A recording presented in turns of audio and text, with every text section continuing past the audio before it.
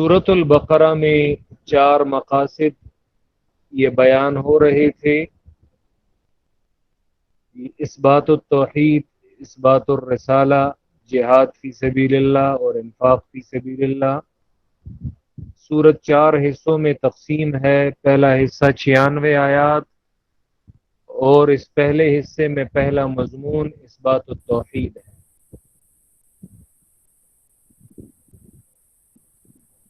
پہلا حصہ جو 96 آیات ہے، اس میں 3 ابواب ہیں۔ باب اول 20 آیات تھا، جس میں ان 3 گروہوں کی تفصیل اور وضاحت تھی جو سورۃ الفاتحہ میں اجمالاً اور مختصراً گزر چکے تھے۔ یہاں پر ان کے اوصاف، ان کا حکم دنیاوی اور حکم اخروی، مزید وضاحت کے لیے 2 مثالیں آگ اور پانی کی۔ دوسرا باب آیت نمبر 21 سے 39 تک ہے۔ دوسرے باب میں عام خطاب، دعوی توحید، اعبدوا ربکم، اور اسے ثابت کرنے کے لیے 5 عقلی دلائل، ثمرہ دلائل فلا تجعلوا للہ اندادا۔ پھر آیت نمبر 23 میں مطالبہ دلیل، 24 میں زجر، 25 میں کامل بشارت اور 26 میں دفع اعتراض۔ پھر کیف تکفرون باللہ سے نعم اربعہ، پہلی نعمت تمہیں وجود بخشا کیف تکفرون باللہ، دوسری نعمت زمین کی تمام نعمتیں تمہارے فائدے کے لیے کیف تکفرون باللہ، تیسری نعمت تمہارے جد امجد آدم کو میں نے فضیلت دی کیف تکفرون باللہ، چوتھی نعمت ان کی لغزش کو میں نے معاف کیا آیت نمبر 37 میں کیف تکفرون باللہ۔ دوسرے باب کا اختتام بشارت اور تخویف کے ساتھ کیا گیا۔ کل ہم نے یہ آیت نمبر 40 سے تیسرا باب شروع کیا تھا۔ تیسرا باب یہ آیت نمبر 40 سے آیت نمبر 96 تک ہے۔ تیسرے باب میں ہم نے اس کا مکمل خلاصہ یہ پڑھا ہے۔ تیسرے باب کا جو مکمل خلاصہ ہے وہ کل ہم نے ذکر کیا، اور یہاں پہ تخصیص بعد تعمیم کی گئی ہے۔ بنی اسرائیل کو خاص کیا گیا 2 وجہ سے۔ کہ ایک وجہ تو یہ ہے کہ یہ اہل علم لوگ تھے، صاحب کتاب تھے۔ دوسری وجہ یہ کہ پیغمبروں کی اولاد تھے۔ تو ان سے یہاں پہ یہ مطالبہ کیا جا رہا ہے کہ توحید کہ اور اگر کوئی مانتا یا نہ مانتا اور اللہ کی اکیلے عبادت کرتا یا نہ کرتا، لیکن تم لوگوں نے بھی شرک کیا ہے، چاہیے تو یہ تھا کہ توحید اس پیغمبر کی دعوت کو تو تم سب سے پہلے تسلیم کرتے، لیکن تم لوگوں نے بھی توحید سے انکار کر دیا ہے۔ تو یہاں پہ ان کے ساتھ اس وجہ سے خطاب یہ کیا جا رہا ہے، اور انہیں نعمتیں یہ بھی یاد کروائی جا رہی ہیں، میں نے تم پر نعمتیں کی ہیں، ان نعمتوں کو یاد کرو، اور وہ نعمتیں انشاءاللہ یہ آنے والے آیات میں آ جائیں گی۔ یہ تیسرے باب کا یہ پہلا رکوع جو 7 آیات پر مشتمل ہے، یہ بطور تمہید ہے، یعنی آنے والے مضمون کے لیے یہ راہ ہموار کرتا ہے، اور اس میں مختصر انداز میں یہودیوں بنی اسرائیل کا اطلاق یہود و نصارہ دونوں پہ ہوتا ہے، لیکن یہاں پہ اس سے مراد یہود ہیں، کیونکہ آگے آنے والی آیات میں انہی کا ذکر یہ چلے گا۔ تو اس پہلے رکوع میں 3 بری خصلتیں اور 3 بری صفات یہ یہودیوں کی ذکر کی گئی ہیں: تحریف، کتمان حق اور ترک عمل، جبکہ اس کے مقابلے میں 3 اچھی صفات یہ اہل ایمان کی۔ بالفاظ دیگر آپ یہ کہہ سکتے ہیں کہ 3 اصول یہودیت کے اور 3 اصول حقانیت کے یہ ذکر کیے جا رہے ہیں۔ تحریف، کتمان حق اور ترک عمل، یہ یہودیوں کی وہ نمایاں اور بنیادی صفات ہیں، ان کے اصول ہیں، جبکہ اہل ایمان کی 3 نشانیاں اور 3 صفات صبر، صلاۃ اور ایمان بالآخرہ۔ وَآمِنُوا بِمَا أَنزَلْتُ مُصَدِّقًا لِمَا مَعَكُمْ، اس آیت میں انہیں ترغیب الی القرآن دیا جا رہا ہے۔ وَآمِنُوا بِمَا أَنزَلْتُ مُصَدِّقًا لِمَا مَعَكُمْ، اور ایمان لاؤ بما، اس کتاب پر جو میں نے اتاری ہے، مصدقا لما معکم، یہ تصدیق کرنے والی ہے ان کتابوں کی، معکم جو تمہارے پاس ہیں۔ یہ قرآن مجید کی تصدیق، یہ گزشتہ کتابوں کی وہ بئی اعتبار ہے کہ آگے آ بھی جائے گا اس کی وضاحت۔ جیسے اگر آپ آیت نمبر اسی سورۃ البقرہ میں آیت نمبر دیکھیں، یہی ان 6 خطابات میں وہ آ جائے گی جگہ جگہ کہ یعرفونہ کما یعرفون ابناءہم۔ دوسرے پارے کے بالکل پہلے پیج پہ یہ آیت نمبر 146، یہ الذین آتیناہم الکتاب، وہ لوگ جنہیں ہم نے کتاب دی ہے، یعرفونہ کما یعرفون ابناءہم، یہ جانتے ہیں اس پیغمبر کو جیسا کہ اپنے بیٹوں کو جانتے ہیں۔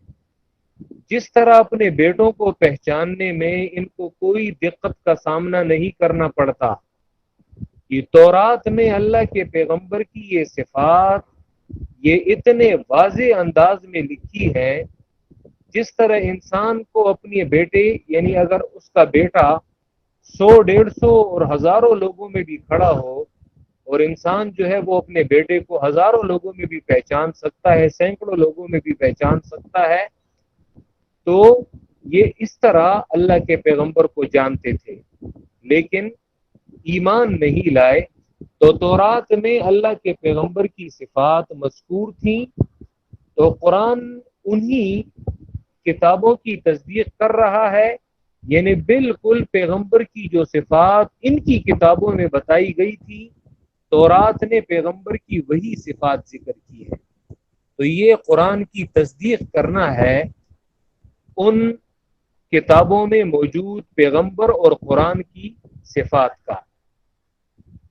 اسی طرح یہ بات آیت نمبر 89 میں بھی کی جا رہی ہے، وَلَمَّا جَاءَهُمْ كِتَابٌ مِّنْ عِندِ اللَّهِ مُصَدِّقٌ لِمَا مَعَهُمْ، یہ کتاب تصدیق کرنے والی ہے، اور پھر اسی آیت میں آتا ہے فَلَمَّا جَاءَهُمْ مَا عَرَفُوا، پھر جب یہ کتاب ان کے پاس آئی تو انہوں نے پہچان لیا، کفروا بھی، تو انکار کر دیا۔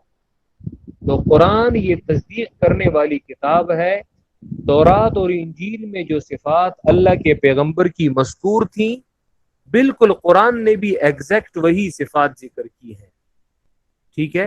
اور یہ یہودی اللہ کے پیغمبر کو ایسے جانتے تھے جیسا کہ اپنی اولاد کو یہ جانتے ہیں، جیسا کہ اپنی اولاد کو پہچاننے میں انسان غلطی نہیں کھاتا، اسی طرح یہ اللہ کے پیغمبر کو بھی اتنا جانتے تھے۔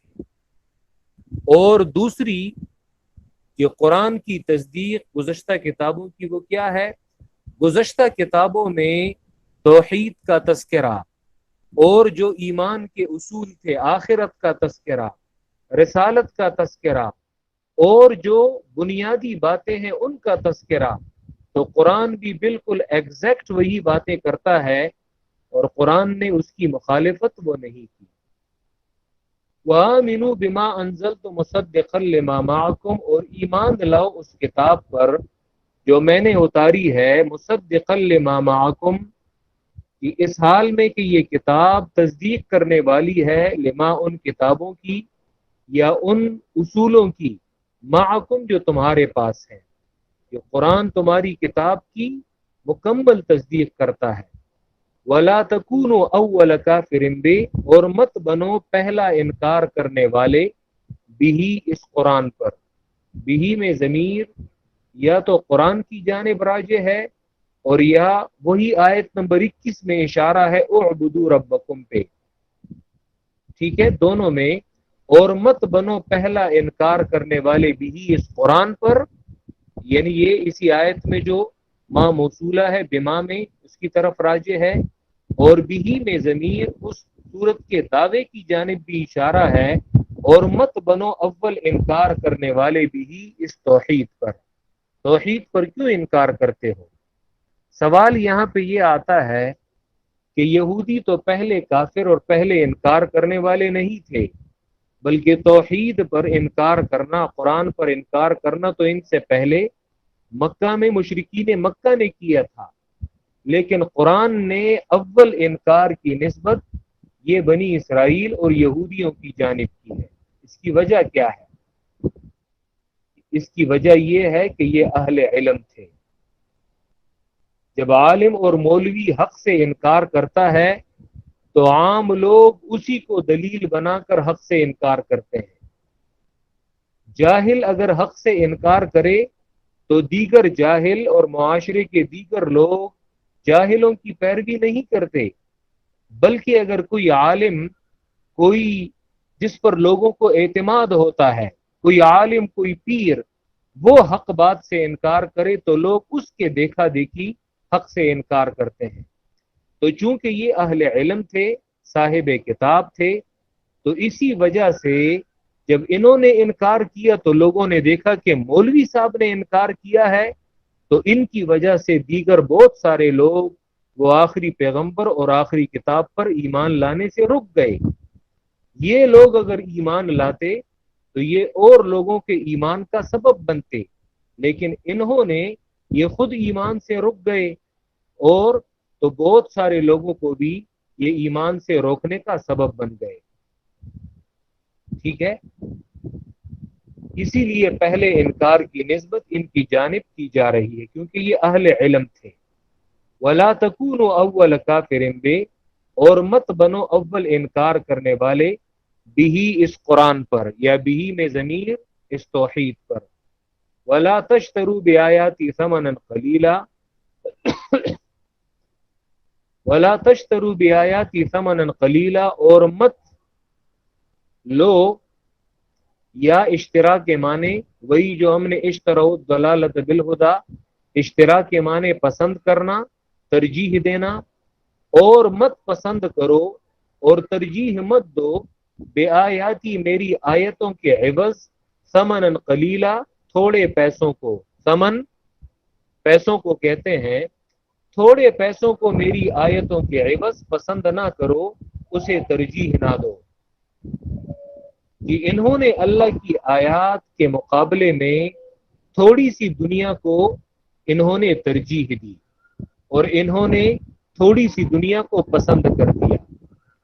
और वो क्या था कि अल्लाह की आयत में आखिरी पैगंबर की सिफात मौजूद थी, जो कुरान की हक़ानियत उसमें मौजूद थी, लेकिन इन्होंने कहा कि अगर हम कि इस पैगंबर की तायीद कर लें कि और अगर हम इस कुरान की तायीद कर लें तो हमारी सरदारी वो चली जाएगी, हमारा मुआशरे में जो मुकाम है वो हमसे चला जाएगा, और सारे लोग जो है इस पैगंबर को हक पर तस्लीम करेंगे, फिर इसी की जानिब रुजू करेंगे, और हमारी जो इस मुआशरे में हैसियत है वो हैसियत वो खत्म हो जाएगी। हक से फिरने का सबब क्या था कि अल्लाह की आयत के मुकाबले में दुनिया को तरजीह देना। वला तश्तरू बिआयाती समनन कलीला, और मत लो मेरी आयतों के एवज समनन कलीला, थोड़ी सी दुनिया को। तमाम दुनिया को कि अल्लाह ने यहाँ पे आयत के मुकाबले में थोड़ा करार दिया है। वला तश्तरू बिआयाती समनन कलीला, यहूदियों की ये एक नाकारा सिफत है कि उन्होंने अल्लाह की आयत के एवज दुनिया को लेना इसे पसंद किया है और इसे तरजीह दी है। कि आज भी यही मरज शाह वलीउल्लाह अल फौजुल कबीर में वो फरमाते हैं شاہ ولی اللہ الفوز الکبیر میں جو سب سے پہلا ٹاپک ہے الفوز الکبیر فی اصول تفسیر، اصول تفسیر ہیں الفوز الکبیر میں، سب سے جو پہلا ٹاپک ہے وہ ہے علوم خمسہ، کہ قرآن مجید نے 5 قسم کے علوم سے 5 قسم کے علوم کو ذکر کیا ہے۔ شاہ صاحب ان 5 علوم میں ایک علم ذکر کرتے ہیں کہ قرآن میں ایک علم ہے علم المخاصمہ۔ قرآن نے جو گمراہ فرقے ہیں ان گمراہ فرقوں کا ذکر کیا ہے، انہی گمراہ فرقوں میں ایک گمراہ فرقہ وہ یہودی ہے۔ تو شاہ صاحب یہودیوں ان کی ان بری خصلتوں اور بری صفات کا ذکر کرتے ہیں، تو پھر شاہ صاحب اپنے زمانے کے لوگوں پر ان قرآن کے گروہوں ان کی مثال ذکر کرتے ہیں کہ ہمارے زمانے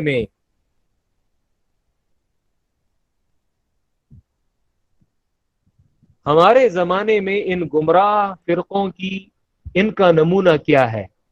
تو شاہ صاحب کی کتاب ہے فارسی میں الفوز الکبیر، پھر اسے عربی میں بھی کنورٹ کیا گیا ہے، میرے پاس فارسی کتاب بھی ہے۔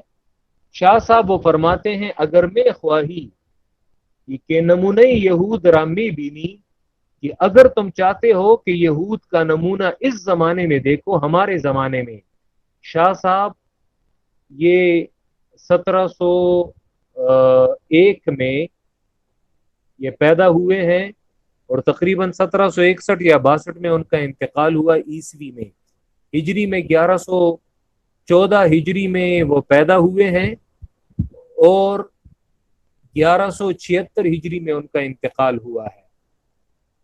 تو شاہ صاحب اپنے زمانے یعنی آج سے تقریباً کوئی 300 سال پہلے شاہ ولی اللہ اپنے زمانے کا تذکرہ کرتے ہیں کہ اگر اس زمانے میں تم یہودیوں کا نمونہ دیکھنا چاہتے ہو تو وہ ہمارے زمانے کے جو علماء سو ہیں، یعنی جو ناکارہ مولوی اور ناکارہ علماء ہیں، ان کی جانب دیکھو۔ یہودیوں کی تمام بری خصلتیں ہمارے زمانے کے ان مولویوں میں موجود ہیں۔ یہودیوں کی بری خصلتیں کیا تھیں؟ ان کی سب سے ایک بری خصلت وہ یہ تھی کہ اللہ کی آیات کے عوض وہ دنیا کو پسند کرتے تھے اور وہ دنیا کو لینا وہ چاہتے تھے۔ آج بھی دین کو دنیا کمانے کا ایک ذریعہ بنا دیا ہے ان لوگوں نے، کہ اگر ان سے کہا جائے، میں بہت سارے موقعوں پہ اس طرح بات ہوئی ہے، جب بھی میں نے قرآن مجید کا درس شروع کرنا چاہا کسی بھی جگہ پہ، بہت سارے جگہوں پہ الحمدللہ درس پڑھایا ہے، تو بعض لوگوں کا اس معاشرے میں ایک ایسا کنسپٹ بنا ہے کہ وہ کہتے ہیں جی اس کی فیس کتنی ہے۔ تو یہ بڑے افسوس کا مقام ہے، یہاں پہ قرآن مجید کی تعلیم دینا، یہاں پہ قرآن مجید کسی کو پڑھانا، یہ مفت پڑھانے کا تصور ہی نہیں ہے۔ وجہ کیا ہے؟ کیونکہ ہمیشہ دین کو دنیا کمانے کا ذریعہ جو ہے یہ ٹھہرایا گیا ہے، اور دین کو اپنی دنیا سنوارنے کا ذریعہ یہ یہودیوں نے بنایا تھا۔ یہ کیا ہے کہ تم نے ہمیشہ قرآن کو ہی دین کمانے کا ذریعہ بنانا ہے، دنیا کمانے کا ذریعہ بنانا ہے۔ تم نے کسی کو حدیث بغیر دنیاوی لالچ کے تم نے نہیں سکھانی، یا دین کے جو دیگر علوم ہیں وہ تم نے بغیر دنیاوی لالچ کے کسی کو نہیں سکھانے۔ یہ تو انتہائی ایک بری خصلت ہے اور یہودیوں والی خصلت ہے کہ جو انسان میں آ جائے کہ وہ دین کا ایک لفظ بغیر دنیا کمانے کے، وہ یعنی آپ کو دین کا ایک لفظ نہیں سکھاتے، اور یہ ایک بہت ہی ناکارہ خصلت ہے۔ یاد رکھے دین اللہ کی رضا کے لیے بیان کرنا چاہیے اور اس میں اللہ کی رضا کو ڈھونڈنا چاہیے۔ عام لوگوں کی اصلاح کے لیے قرآن اور حدیث کی تعلیم دی جانی چاہیے اور اس میں اللہ کی رضا ہونی چاہیے اور اللہ کو راضی کرنا چاہیے، کیونکہ آخرت میں کہ اللہ تمہیں جو اس کا اجر دے گا وہ بہت زیادہ اجر ہے۔ وَلَا تَشْتَرُوا بِآيَاتِي ثَمَنًا قَلِيلًا، اور مت لو میری آیاتوں کے عوض ثمنا قلیلا، تھوڑی دنیا۔ اسی لیے یاد رکھیں حق بیان میں جو سب سے بنیادی رکاوٹ ہے وہ یاد رکھیں وہ اسی وجہ سے ہے کہ آج علماء نے حق بیان کرنے سے اپنی زبانوں کو کیوں بند کیا ہے؟ کیونکہ وہ لوگوں کے سامنے محتاج ہوتے ہیں، لوگوں کے سامنے انہوں نے ہاتھ پھیلایا ہوتا ہے، لوگوں کے سامنے، کیونکہ لوگوں سے ہی ان کی آمدن آتی ہے، تو اگر وہ حق بیان کریں تو لوگ انہیں کہیں گے جائیں جی یہاں سے، آپ تو ہمارے لیے اب علیحدہ سے ایک باپ بن گئے ہیں۔ حق بیان کرنے میں جو سب سے بنیادی رکاوٹ ہے وہ یہی دنیا پرستی ہے، ورنہ اگر دنیا کی لالچ نہ ہو تو کوئی کیا پرواہ کرے۔ بہت سارے ایسے علماء ہیں کہ وہ مساجد میں بیٹھے ہوتے ہیں اور وہ اسی وجہ سے حق بیان نہیں کرتے کہ اگر ہم حق بیان کریں تو ہمیں مسجد سے نکال دیں گے۔ اللہ کے بندے، ملک خدا تنگ نیس پائے گدا لنگ نیس، اللہ کا ملک جو ہے یہ تنگ نہیں ہے، اور فقیر کے پاؤں جو ہے وہ شل نہیں ہے، وہ معذور نہیں ہے۔ تمہیں اگر ایک جگہ سے وہ امامت سے نکال دے تو نکال دے، لیکن حق بیان کرنے سے تم اپنی زبان وہ مت روکو۔ اور اس میں سب سے بنیادی رکاوٹ کون سی چیز بنی ہے؟ یہی دنیا پرستی کے اس دنیا کے لالچ نے علماء کی جو حق زبان ہے اور زبان ان کو حق بیان کرنے سے روک دیا ہے۔ مثلا میں آپ کو یہ قرآن پڑھا رہا ہوں تو جو حق بات میرے سامنے ہوگی وہ میں آپ کے سامنے بیان کروں گا۔ اس کی وجہ کیا ہے کہ میری آپ سے کیا لالچ ہے؟ کوئی لالچ نہیں ہے۔ اور اگر یہاں پہ مثلا کوئی اگر یہ کہے کہ میں نہیں پڑھنا چاہتا تو یاد رکھیں میرا کیا نقصان ہے، وہ اپنا نقصان کرے گا، ہاں، لیکن اس کی وجہ سے میں حق بیان کرنے سے رکوں گا نہیں، بلکہ جو حق بات ہے کسی کو خاطر میں لائے بغیر، کیونکہ وجہ یہ ہے کہ میری آپ لوگوں سے کوئی دنیاوی لالچ اور کوئی ذاتی لالچ ہے نہیں۔ وَلَا تَشْتَرُوا بِآيَاتِي ثَمَنًا قَلِيلًا، اور مت لو میری آیات کے عوض ثمنًا قلیلا، یہ تھوڑی دنیا۔ وَإِيَّايَ فَاتَّقُونَ، اور خاص مجھ ہی سے ڈرو۔ وَإِيَّايَ فَاتَّقُونَ، اور خاص مجھ ہی سے ڈرو۔ جی آگے اللہ فرماتے ہیں وَلَا تَلْبِسُوا الْحَقَّ بِالْبَاطِلِ، اب یہودیوں کی جو تین وہ بری صفات ہیں، وَلَا تَلْبِسُوا الْحَقَّ بِالْبَاطِلِ، کہ اور حق کو باطل کے ساتھ گڈ مڈ نہ کرو۔ ویسے پشتوں نے تو گڈ وڈ کہتے ہیں، لیکن اردو میں گڈ مڈ آتا ہے۔ اور حق کو باطل کے ساتھ گڈ مڈ نہ کرو۔ تلبیس کہتے ہیں، تلبیس لبس سے ہے، جس کے معنی ہے اشتباہ، بات کو مشتبہ کرنا۔ لبس، ویسے لباس کو بھی لباس اسی وجہ سے کہتے ہیں کہ آپ کسی چیز کو کسی دوسرے چیز کا جامہ پہنائیں، ٹھیک ہے، ایک چیز کو دوسری چیز کا جامہ پہنانا، یہ لبس ہے۔ جی ابن جوزی کی کتاب ہے تلبیس ابلیس۔ تلبیس ابلیس بڑی اچھی کتاب ہے، جس میں انہوں نے تقریباً ہر فرقے کے احوال ذکر کیے ہیں۔ شیطان ابلیس وہ لوگوں کو کیسے گمراہ کرتا ہے اور وہ لوگوں پر کیسے تلبیس لاتا ہے۔ تو تلبیس ابن جوزی نے خود اس کا معنی کیا ہے تلبیس ابلیس میں، کہ تلبیس کسے کہتے ہیں؟ اظہار الباطل فی صورت الحق، باطل کو ظاہر کرنا حق کی صورت میں، یعنی ہوتا باطل ہے لیکن اسے حق کی صورت میں پیش کیا جاتا ہے، ٹھیک ہے۔ یہ بالکل اس طرح ہے جیسا کہ ایک محاورہ ہے، کلمۃ حق ارید بها الباطل، یعنی کلمہ حق کا استعمال کیا جائے لیکن ارادہ باطل کا کیا جائے، اسے کہتے ہیں تلبیس۔ ابن جوزی تلبیس کا معنی کیا کرتے ہیں؟ اظہار الباطل فی صورت الحق، یعنی باطل کو ظاہر کرنا حق کی صورت میں، کیونکہ اگر آپ اسے باطل کی صورت میں پیش کریں گے تو ہر کوئی اسے ایکسیپٹ نہیں کرے گا۔ جب آپ اسے ایک اچھی شکل دیں گے، حق کی صورت دیں گے، تو لوگ پھر اس پہ گمراہ ہوں گے، لوگ تبھی گمراہ ہوں گے۔ اور یاد رکھیں تلبیس الحق بالباطل، یہی چیز اسی کو تحریف کہتے ہیں۔ تحریف کہ کبھی ویسے اسلام میں تو قرآن میں تحریف لفظی تو ہو نہیں سکتی.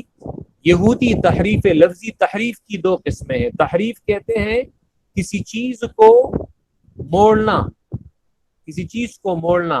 اور پھر تحریف کی دو قسمیں ہیں، تحریف لفظی اور تحریف معنوی. تحریف لفظی یعنی باقاعدہ اللہ کی کتاب میں وہ آیات کو بدلتے تھے. یہ آج تحریف لفظی دشمنان دین وہ احادیث میں کرتے ہیں، اور بہت ساری ایسی احادیث دشمنان دین نے وہ گھڑی ہیں اور اللہ کے پیغمبر کی جانب منسوب کی ہیں. ہاں قرآن میں تحریف لفظی نہیں کر سکتے. ہاں قرآن میں البتہ تحریف معنوی وہ کرتے ہیں، معنی میں تحریف کرتے ہیں کہ اپنے باطل کو ثابت کرنے کے لیے تحریف کرتے ہیں. ٹھیک ہے. شاہ ولی اللہ نے حجت اللہ البالغہ میں تحریف کے 7 اسباب ذکر کیے ہیں کہ تحریف کیوں کی جاتی ہے. تحریف 7 اسباب کی وجہ سے، اس کے سبب 7 ہیں، 7 ہیں. ان 7 اسباب کی وجہ سے لوگ تحریف کرتے ہیں. ٹھیک ہے. وہ حجت اللہ البالغہ میں ایک انسان وہاں پہ اس کا مطالعہ وہ کر سکتا ہے. تو یہاں پہ یہودیوں کی جو پہلی بری خصلت ہے وہ کیا ہے؟ وہ تحریف ہے. وَلَا تَلْبِسُ الْحَقَّ بِالْبَاطِلِ، اور حق و باطل کے ساتھ گڑ مڈ نہ کرو. حق اور باطل یاد رکھے یہ جب مکس ہو جاتا ہے تو اس کا مجموعی نتیجہ سارا کا سارا باطل ہوتا ہے. اس کی مثال ایسی ہے جیسے ایک پوری دیگ ہو خوراک کی، تو وہ تو پاک ہے، لیکن آپ اس میں گندگی کے ایک چند قطرے ڈال دیں تو یاد رکھیں اس چند قطرے گندگی کے ڈالنے سے وہ پوری کی پوری دیگ وہ باطل ہو جاتی ہے، وہ گندی ہو جاتی ہے. حق اور باطل، حق کے ساتھ باطل کو مکس کرنا وہ حق کو بھی بالکل باطل بنا دیتا ہے. حق کو اپنی اصلی صورت میں ایکسپٹ کیا جائے گا. اور حق کو باطل کے ساتھ گڑ مڈ نہ کرو. وَتَكْتُمُ الْحَقَّ، یہ بھی اسی لا کے نیچے داخل ہے، یعنی وَلَا تَكْتُمُ الْحَقَّ، اور حق مت چھپاؤ، حق مت چھپاؤ. وَأَنْتُمْ تَعْلَمُونَ، اس حال میں کہ تم جانتے ہو، یعنی جان بوجھ کر تم حق چھپاتے ہو. کتمان حق، کتمان کہتے ہیں چھپانے کو، حق چھپانا کتمان حق. یاد رکھیں میں نے اس کی وجہ بتا دی کہ گزشتہ آیت میں اس کی جو ریزن ہے اور اس کا جو سبب ہے وہ ذکر کیا گیا. وہ کیا تھا؟ دنیا کو پسند کرنا، دنیا کے لالچ میں آنا. حق چھپانے کا سبب کیا ہے؟ دنیا کے لالچ میں آنا. حق چھپانا یہ بہت بڑا گناہ ہے، کبیرہ گناہ ہے. اسی سورۃ البقرہ آیت نمبر 159 میں آ جائے گا. حق چھپانا اس کی کتنا بڑا جرم ہے. سورۃ البقرہ آیت نمبر 159 دوسرے پارے میں آ جائے گا. ان الذین یکتمون ما انزلنا من البینات والہدی، بے شک وہ لوگ جو چھپاتے ہیں وہ جو ہم نے واضح دلائل نازل کیے ہیں اور ہدایت. جو لوگ حق چھپاتے ہیں تو قرآن کہتا ہے اولئک یلعنہم اللہ، یہ لوگ ان پر اللہ کی لعنت ہے. وہ مولوی جو حق چھپاتا ہے ان پر اللہ کی لعنت ہے. وَيَلْعَنُهُمُ اللَّاعِنُونَ، اور ان پر تمام لعنت کرنے والوں کی لعنت ہے. حق چھپانا یہ اتنا بڑا جرم ہے کہ کسی شخص کو حق معلوم ہو اور وہ حق بیان نہ کرے، یاد رکھیں یہ ملعون ہے، اور اس پر اللہ کی لعنت بھی ہے، فرشتوں کی لعنت بھی ہے، اور تمام لعنت کرنے والوں کی لعنت ہے. اور پھر وہاں پہ آتا ہے کہ مولوی کے توبے کی 3 شرائط ہیں. ایک یہ کہ وہ توبہ کرے گا، دوسرا اپنے عمل کی اصلاح کرے گا، اور برسر ممبر لوگوں کو بیان کرے گا کہ میں نے توبہ کر لی ہے، اور بغیر بیان کے اور لوگوں کے سامنے اظہار کے اس کی توبہ قبول نہیں ہوتی. تو قرآن یہاں پہ یہودیوں کی 2 بری خصلتیں ذکر کر رہا ہے. ایک یہ کہ وہ تحریف کرتے ہیں، حق اور باطل کو آپس میں خلط کرتے ہیں، ملاتے ہیں، اور دوسری یہ کہ وہ حق چھپاتے ہیں. ولا تلبسوا الحق بالباطل، اور حق کو باطل کے ساتھ گڑ مڑ نہ کرو، وتکتموا الحق، اور حق مت چھپاؤ، وانتم تعلمون، اس حال میں کہ تم جانتے ہو۔